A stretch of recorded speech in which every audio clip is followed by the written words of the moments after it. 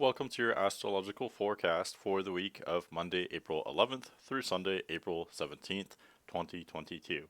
This week is pretty much the last week of Aries, almost. We have a couple days after, outside of this forecast, just after, that will still have Sun in Aries, but this is pretty much, the last full forecast that's just going to cover Sun and Aries days. So during this week, I think we are kind of, still beginning things in the northern hemisphere. It's still that first segment of spring, so there's a lot of initiation, a lot of self-expression, a lot of beginnings, new projects, new developments happening. So that's exciting. We can still make the most of having Sun exalted for this week.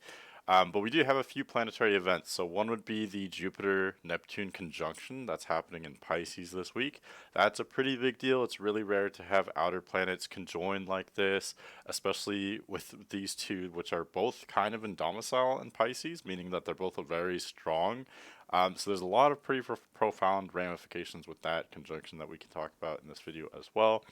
Besides that, we also have one planet changing signs. That would be Mars going into Pisces. So that's a bit of a double-edged sword with Mars and Pisces. It can be difficult to always know what are you fighting against, what are you fighting for, but there can be some positive stuff happening there as well that we can get into. And then last but definitely not least, we have a full moon this week. It will be at 26 degrees Libra. I personally am really excited for this, and I'll delve more into that, but in short, it's a really great full moon just because Sun is strong in Aries, Moon is strong in Libra. They're opposing. It's really social, kind of party vibe. So definitely excited for that, and I will explain more about that in just a moment here. But getting into the specifics, we start out Monday, April 11th, around noon Eastern Standard Time. You can see here. This looks like a really strong positive day, honestly. Why? Because Sun is in Aries where it's exalted. We've talked about that before.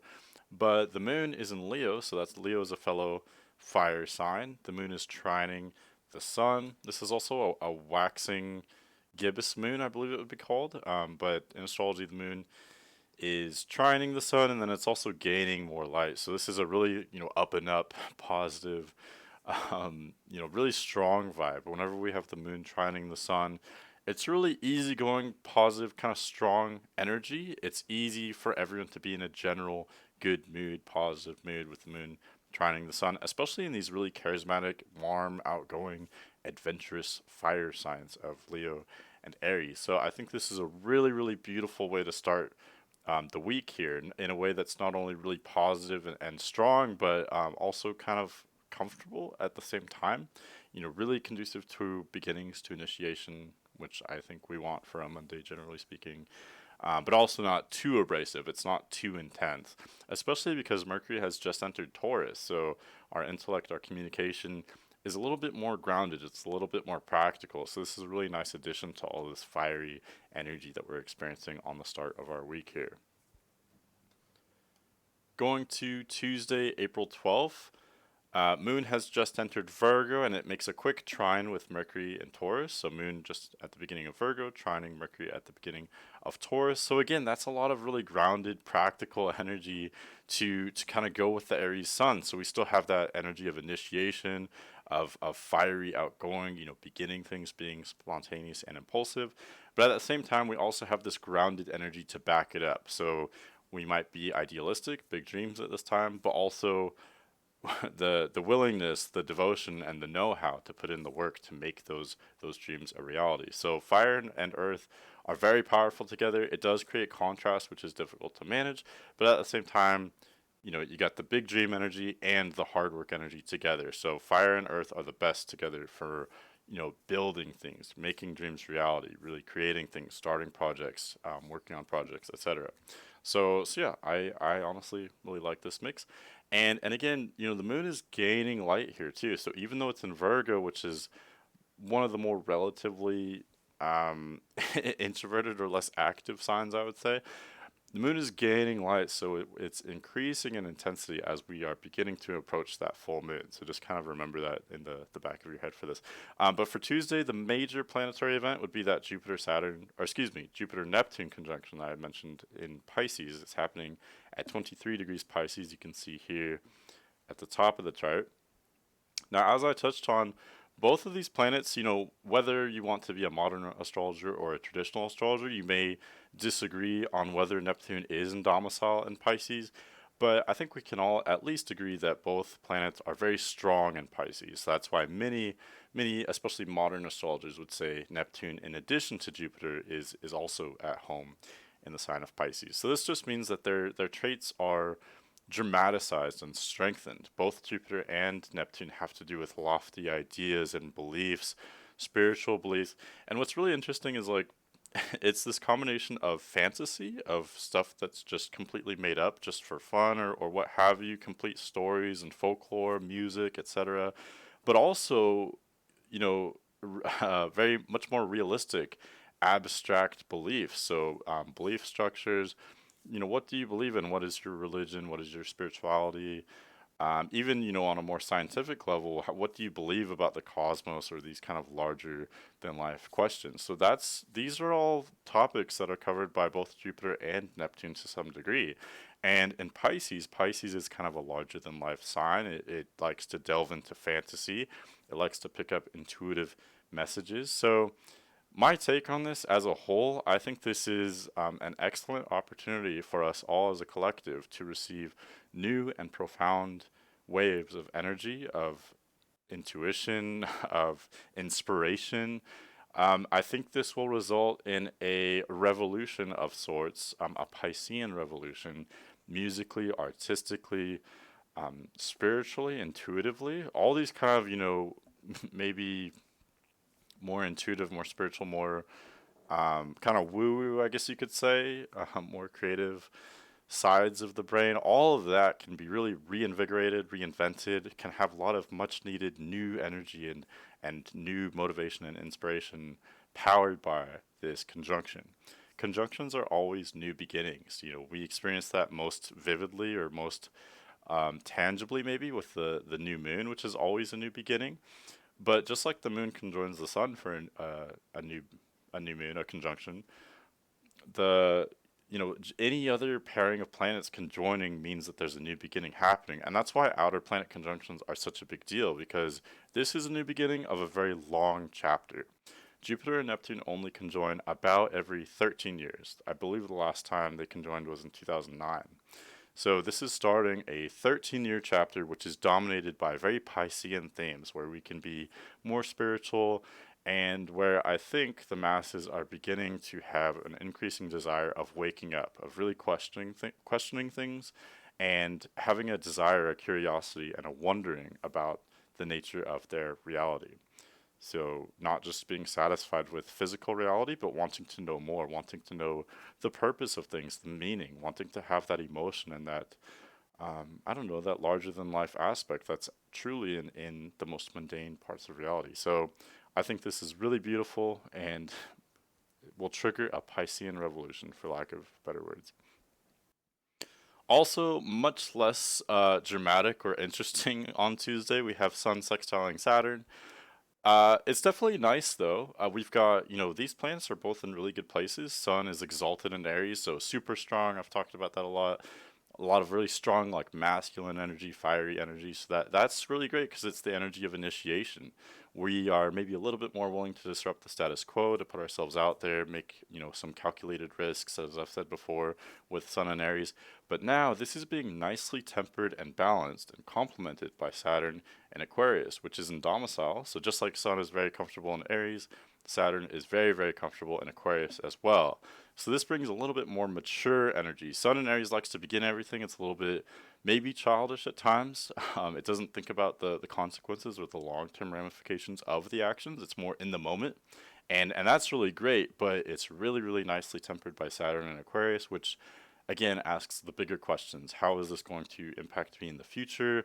What are the ramifications of this, not only for my own future, but also how do my ideas, plans, actions affect other people or other aspects of my world beyond just myself and my own, maybe selfish desires, if that makes sense. So that combining these very different but complementary energies is really, really powerful and aids in our ability to to combine the two, to be able to initiate and to express our own desires and free will and self expression, but temper that, balance that, and combine it with more holistic pictures and ideas. So this is especially really perfect, a perfect day for goal setting or for making plans and goals, etc.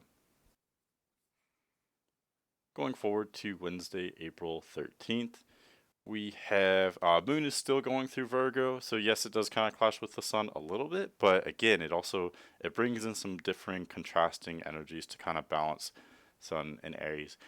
Combining Sun with Aries, Sun and Aries with Moon and Virgo, it is a bit of a perfectionist energy. There's a lot of high standards, I would say, on Wednesday, combining these energies, and also just combining Virgo with Aries, and then there's the Mercury Taurus, and we've got a lot of planets in Pisces. Um, I think all these energies together, there's some really high standards. We want everything to be kind of like perfect. There's some perfectionist tendencies going on Wednesday, combining all these energies here. But that perfectionism isn't just about getting every little physical detail right. It's very idealistic. We're in this weird place on Wednesday of combining a lot of really pragmatic themes of we want to get organized, we want everything to be taken care of, we want to cross our T's and dot our I's, so to speak. But at the same time, we've got Jupiter and Neptune in Pisces, which are in domicile, like we talked about. Venus is in Pisces too, though, and Venus is exalted. So all three planets that are really strongly associated with Pisces are all there right now. So it's not just about Virgoan practicality and detail orientedness and organization.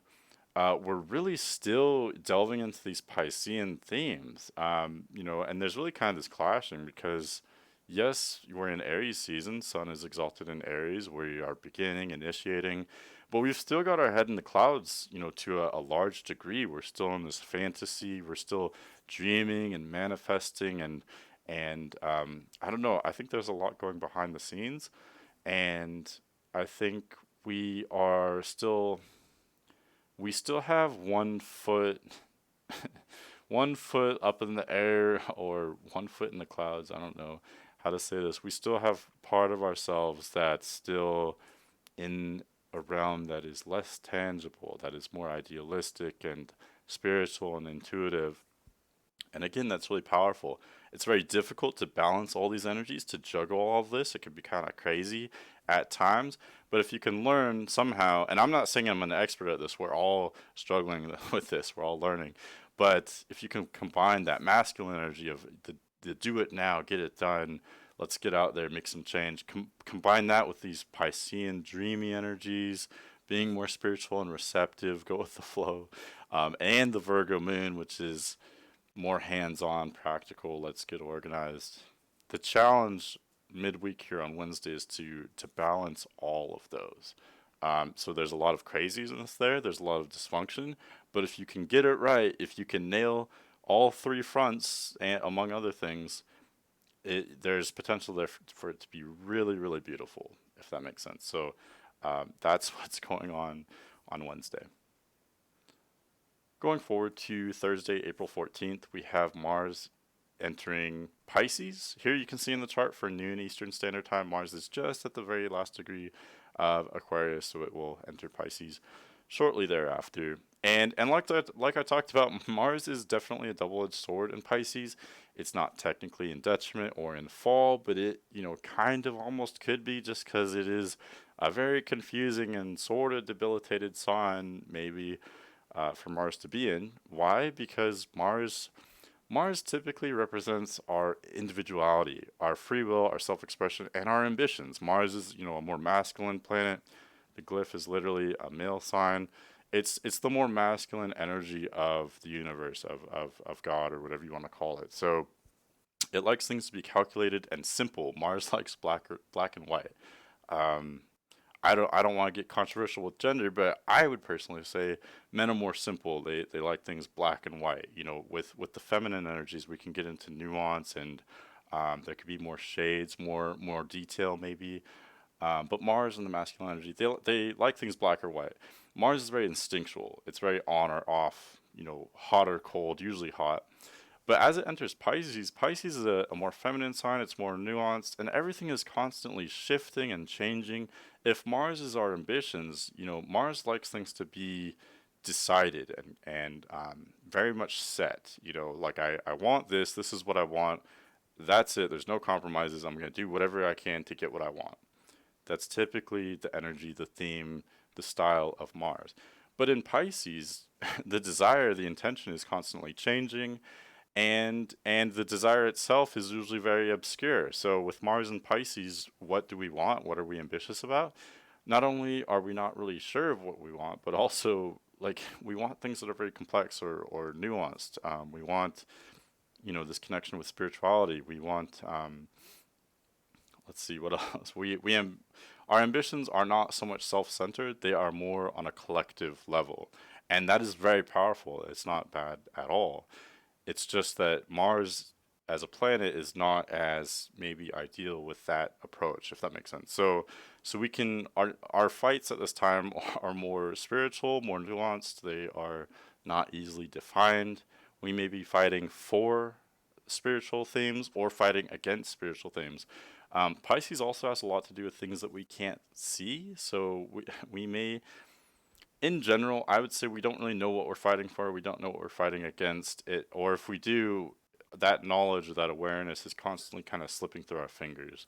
The most positive take on this, I could say, is that especially combining Mars with Venus and Mars in Pisces now, it's really showing that we're desiring to wake up. I think a lot of people, especially after this Jupiter Neptune conjunction, are really requiring and asking for a higher understanding of their universe and maybe more power on a universal scale.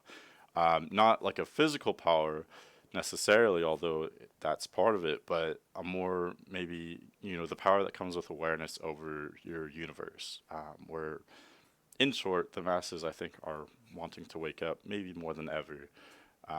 We may be confused, we may be angry, and we may not even know what we're angry at, or, we just have a general sense of frustration. But that frustration is a part of the awakening process here.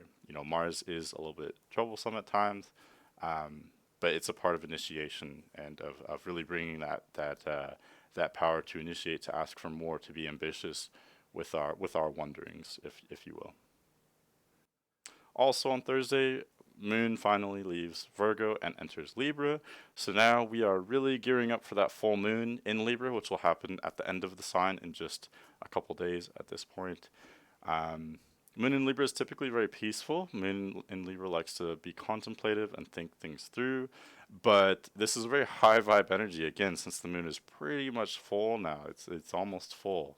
And it's beginning to oppose the sun by sign, if not by aspect here. So yes, we are wanting to be civil and to balance things and to see how other people are feeling, but this is combining and clashing and meshing with the sun in Aries, which is very different. So we're beginning to get this really high vibe, high energy, kind of intense themes going on here, and gear up for this full moon, which is very social in nature. So I think yes, it can be intense. Full moons could be a little bit stressful at times, especially if you have a more low-key, easygoing personality. But this can also be a really great opportunity to have some fun, even as soon as Thursday, once the moon enters Libra. I think we're all maybe a little bit more outgoing, more spontaneous, more curious. We want to interact with other people. We want to be social for not only this full moon, but the entire Libra moon transit as it opposes the Aries sun. So that's kind of what's developing on Thursday. Friday, April 15th. Moon is still in Libra. It will not make that full moon aspect just yet. That's actually going to be on Saturday. But all day Friday, moon is in Libra. And again, it's opposing the sun by sign, not by aspect, but by sign. So we're delving further into this balancing act of how do you balance the needs of the self, represented by sun in Aries, with the needs of the other, represented by moon in Libra. And it's not just that, but it's a really powerful illustration of the balancing of the two, the duality of the universe. You can call it masculine and feminine, day and night. What else? Like fire and water, for instance, sun and moon. This duality is in everything, and that's what the yin yang symbol is for, to show that there's darkness in the light, there's lightness in the dark, it's not so much about good and evil though. It's really about more like masculine and feminine, dominant and I don't want to say submissive. I would say receptive, dominant and receptive. Um, how do you decide when to take action and to exert your will on your surroundings, and how do you decide when to go with the flow? That is this duality here, and ultimately, you have to learn to balance both. Both are equally valid and important. There are different strengths, there are different pros and cons for both. Sometimes it may be beneficial for you to lean to one rather than the other, and how you do all that is completely up to you. But ultimately, we all each day have to balance these two energies within us. And whether you are masculine or feminine, you have both of these two dualities inside of you. Maybe one to a higher degree than the other, but both are there. Okay, so this is something that we all experience. And yeah, more on a more simple level, it comes to me versus you. Everything is very simple. Again, with Sun and Aries, again that's a more masculine, more black and white, more simplified, more instinctual. We understand our own needs very well. That's the simplest thing. You have to start there. We always start with Aries, generally speaking. You start with your own immediate needs. That's the most basic thing. It gets more complex and nuanced when we incorporate Moon and Libra. There are other people too, and part of our own needs are to interact with them. So how do you honor other people as well? And not let it take away from yourself. How do you balance that? Those are the themes that you kind of explore with the Aries Libra axis. So yeah, so on a more maybe abstract level, that's what we're dealing with. On a more mundane level, I would say it's just a really good day for being social. That's kind of an interesting result or side effect of dealing with these themes, that there's this curiosity there where that's where the universe is kind of guiding us. If we're meant to explore and learn about how to relate to others, the universe shows us this. It gives us this desire, I guess, to do exactly that, to interact with others.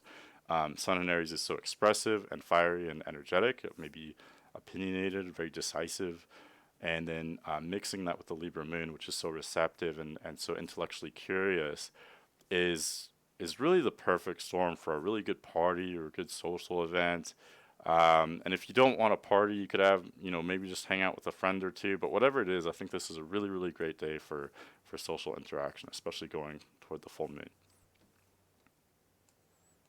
Going forward to Saturday, April 16th, we finally have this full moon aspect. So the full moon will happen at 26 degrees Libra, moon opposing the sun at 26 degrees Aries. And like I said, I really, really love this. The sun is exalted in Aries. I know moon isn't in domicile or exalted in Libra, but the moon works well with these Venusian signs of Taurus and Libra. Um, both are kind of receptive, contemplative, and the moon loves this. The moon is the side of our personalities that is more receptive, more emotional. It likes to contemplate things. It likes to be intuitive, and focus more on the needs of others. It's more feminine in nature. So yeah, both the sun and the moon, I would argue, are both very strong and equally powerful in these signs. Yes, they are clashing, a little bit reminiscent of Moon and Cancer clashing with Sun and Aries last week, which is very volatile. We could probably all remember that by now, but the clash is not as acute. It's not as unbalanceable with a full moon. With an opposition, both the sun and the moon are on the same axis, and so there are some shared themes there. Yes, there is this combination which can be intense, it could be dysfunctional. There could be, I mean, there's a lot of energy. There's so much energy in general that there can be a lot of developments. Not all of those will be perfect. Not all of those will be as we expect them to be.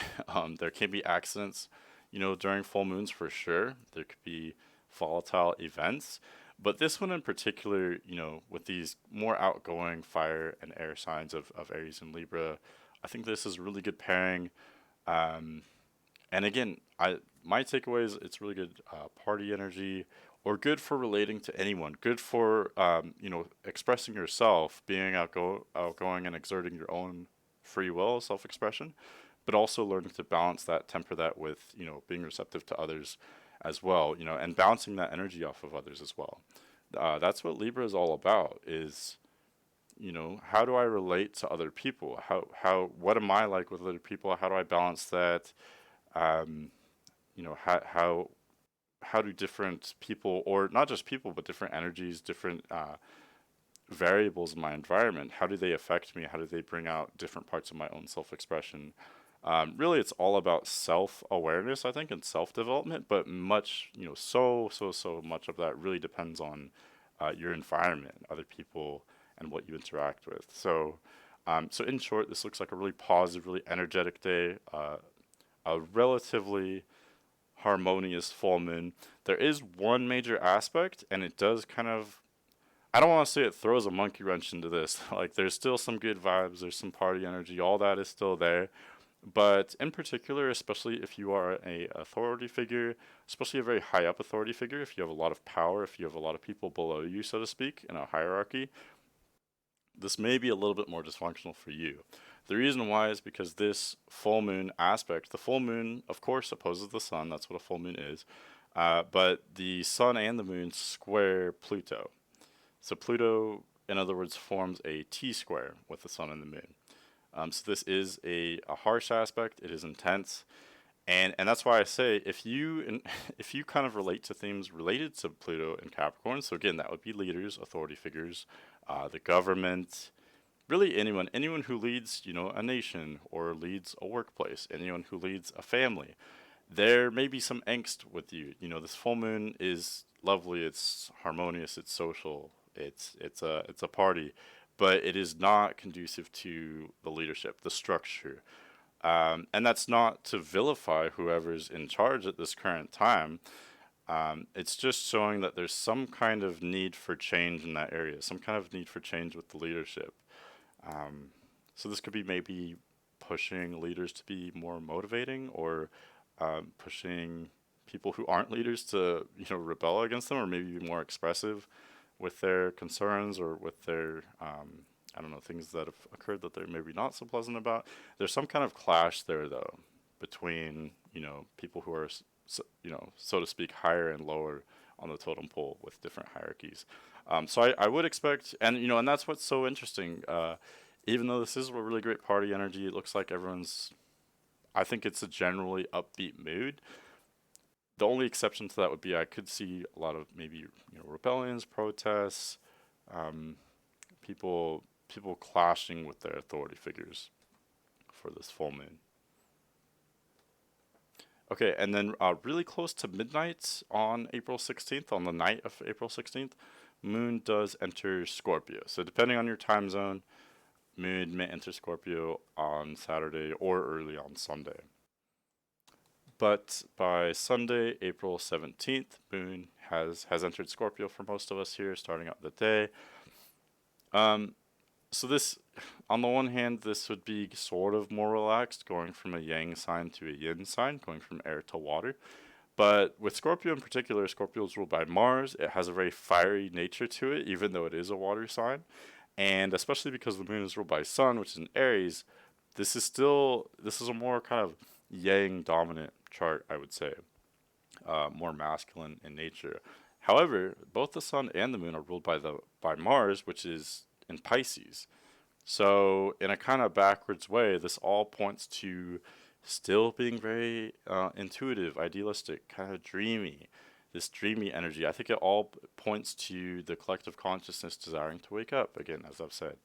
But on a more mundane level, Moon is in Scorpio, so we're maybe a little bit more reserved emotionally, a little bit more intense, very perceptive, and very instinctual. A lot of these energies, combining, Moon in Scorpio with Sun in Aries, and then combining that with this stellium that has emerged in Pisces, we are wanting to be very emotional, very passionate, very creative. There's a lot of creative energies here. Um, Emotional, sensitive, passionate, maybe kind of intense as well. And this is something that naturally happens as you go from Libra to Scorpio. Libra is, of course, the energy of relationships, as I described here. But through those relationships and the experiences that you have and the deepening of those relationships, that was brought on by that Libran curiosity and intellectuality, that leads to the intensity, the heavy emotion, the sometimes the crisis or trauma that is brought on by Scorpio. So even though Libra is so light and detached, it does lead to the emotional heaviness, the water, and also not only the emotionality, but the intuitive abilities. Scorpio continues to be kind of intellectual, like Libra, but it also incorporates this immense intuition and perception, this ability to really, I don't know, tap into some more psychic qualities as well. So anyway, in short, on Sunday, I would say we're a little bit perceptive, we're a little bit on edge, we are maybe a little bit quick to react with all this Mars energies, but in a way that is ultimately idealistic and searching for greater meaning, greater purpose. We're kind of in a fog again, a little bit, I hate to say, but it is good because it can lead to increased awareness. Although it can be foggy, we're in this dream world right now. We're trying to integrate this dreaminess and all these different energies. Sunday can lead to us finding profound truth or meaning in our lives. And that will look different depending on the individual. With all these Mars energies, it's a very individual experience. The way that you ask the bigger questions and discover self awareness in your life will look very different to anyone and probably everyone else. But that's kind of the beauty of it. And then last but not least, as I wrap this up, on Sunday we do have one aspect that would be Mercury sextiling Venus. This is really, really beautiful, especially because both planets are pretty strong, especially Venus, which is exalted in Pisces. It's very, very strong. But Mercury, as I've talked about in the pragmatic sign of Taurus, is pretty fitting as well. So Mercury sextiling Venus, this is beautiful because this really aids to our ability to communicate in a way that is not only effective, but also pleasurable. So we can really have some beautiful conversations that may be very deep in nature. But the really beautiful thing about this is that even though they're very deep conversations, they're also very tangible and easy to understand, easily accessible by others. So, in short, Sunday looks like a day that is maybe intense at times. We're a little bit spontaneous, we're a little bit edgy, but we want to connect to something larger than ourselves. We want to connect to other people, and we want to have interesting conversations related to spirituality or, I don't know, the bigger questions of life in general. So that's what I have for you for this week. It's a pretty dynamic week. It's always dynamic at this time of the year. There's a lot going on. But that's what I have for you. So yeah, very interesting, a lot going on. Stay tuned next week. We have Sun entering Taurus already, so we'll be able to get maybe a little bit more grounded and pragmatic with Sun entering Taurus. And then we also have Mercury entering its pre-shadow. So yes, Mercury will eventually, somewhat in the near future, retrograde in Gemini. So we can begin to look out for that as Mercury enters the pre-shadow next week. But thank you for watching. If you have any recommendations or if you have any requests, feel free to reach me at manic.mercurian@gmail.com. Thanks for watching, and I'll see you later.